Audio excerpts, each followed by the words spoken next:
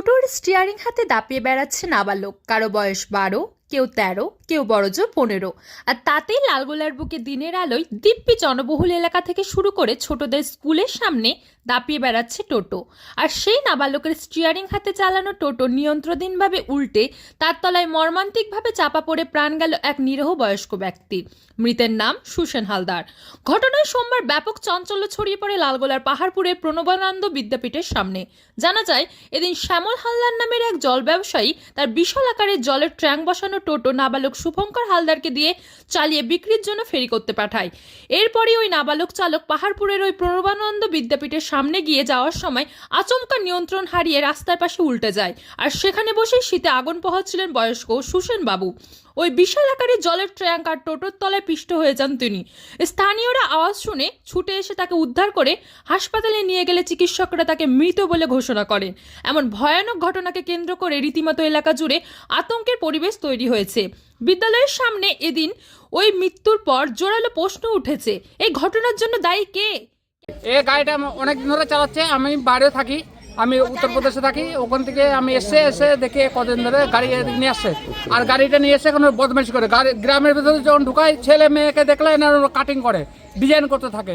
Design করতে হতো, আজকে ডিজাইন করে 1500 গুঁতো লাগে গাড়িটা পাল্টি খায়। আচ্ছা, যে গাড়ি চালাচ্ছিল তার বয়স কত?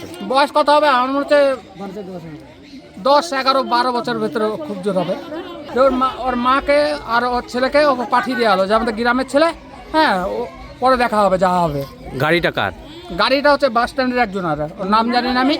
হ্যাঁ, ওর নামটা আমার ঠিক জানা নেই। আমার কি চাইছেন এখন আপনারা? আমরা চাচ্ছি যে এটা যে সমাধান, এরা গরিব মানুষ, হ্যাঁ, এর কোনো একটা সমাধান হোক, সেটাই চাচ্ছি আমি। কি নাম আপনার? আমার নাম অনুকূল হালদার। কী হয়েছে বলতে আমার বলতে পারবো না, আমি যেহেতু মেলায় ছিলাম, আমরা কোনো কিছু জানি না, কী হয়েছে না হয়েছে জানি না। এখানে শুধু এসে দেখছি বাবা মারা গেছে। এই তোমার বাবা? আমার বাবা। কিভাবে ঘটলো বলছে? কীভাবে ঘটলো সেটা বলতে পারবো না, আমরা যেহেতু প্রত্যক্ষদর্শী না, ঠিক আছে? যারা প্রত্যক্ষদর্শী তারা একমাত্র বলতে পারবে কী হয়েছে না হয়েছে। কি হন আপনার? আমি ওনার যে মারা গেছে তার পুত্র। কখন এরকম ঘটনা ঘটলো? এই সকাল 9টা নাগাদ।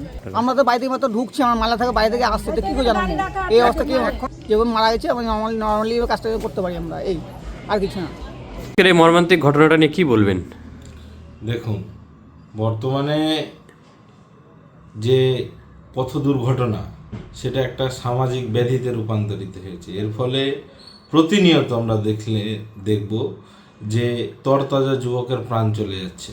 এটা একটা নীরব সন্ত্রাস। এর ফলে প্রত্যেকটা জায়গাতে কখনো কখনো আমরা দেখব যে ড্রাইভারদের অসচেতনতা, পাশাপাশি বেপরোয়া গতিতে গাড়ি চালানো, আবার অনেক সময় দেখব যে মদ্যপান অবস্থায় গাড়ি চালায়।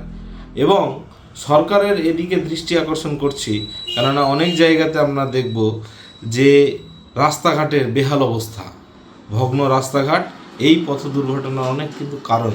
তাই এই পথ দুর্ঘটনা এড়াতে প্রশাসন, সরকার এবং আমাদের যারা সমাজের সমস্ত নাগরিক আছে, সকলকে এই দায়িত্ব গ্রহণ করতে হবে। একমাত্র আমাদের এই দায়িত্বশীল আচরণই পারে এই যে পথ দুর্ঘটনাটাকে কমাতে।